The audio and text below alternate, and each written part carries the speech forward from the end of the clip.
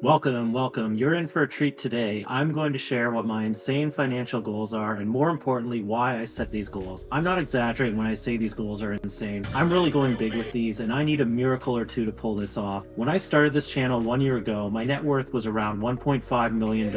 I'll provide an update later in this video on what my current net worth is, whether it grew or shrank over the past year, and how I'm tracking towards my goals. So you may be wondering, what are my insane financial goals? I want to own a bank within 9 years. Yes, a bank, not shares in a bank, not a credit union, not some metaverse, crypto, cyberpunk bank, but a real bank. The goal is to own a controlling interest in a fully licensed and operating bank in the United States by 2033. How will I measure progress towards my goal? I will need a minimum of $10 to $15 million in capital to purchase a bank. Although I most likely work with investors to raise the full amount of capital needed, I would like to have the ability to cover the majority of this myself. Since it's difficult to measure progress towards my goal of owning a bank, I'll use my net worth to track my progress to have the capital needed to achieve the end goal of owning a bank. The secondary goals I'm setting to track my progress are becoming a mid-tier millionaire in 4 years by the end of 2028, which means having a net worth of between $5 and $30 million, and becoming an ultra high net worth individual in 9 years by the end of 2033, which means having a net worth of greater than $30 million.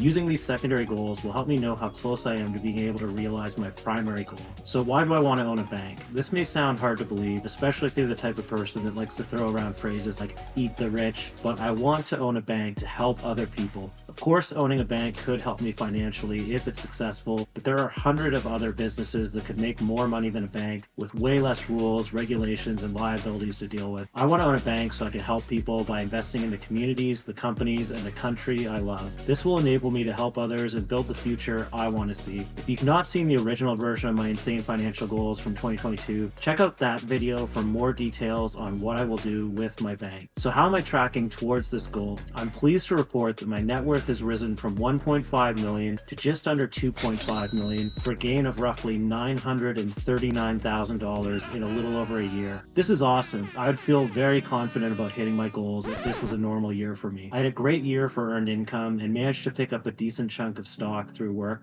But when I measure my net worth a year ago, markets were down significantly. Most of this year's gains simply came from stocks I own increasing in value. There's also more than a little inflation showing up in that number with how hot things have been running lately. If my current net worth managed to hold at 2.5 million, I would need to increase my net worth $625,000 per year to reach my first milestone of becoming a mid-tier millionaire by 2028. That's a big number. I'll need some solid investment gains, high W-2 income, more real estate, and a yet unknown X factor to come close to hitting those numbers. To hit these insane financial goals, I will need to make more money in the next 4 years than I've made in my entire life, and I'll need to do all this while attending to other important matters in my life like working a 9 to 5 and starting a family. Piece of cake. Hit subscribe and watch me become incredibly wealthy or, go bankrupt, either one.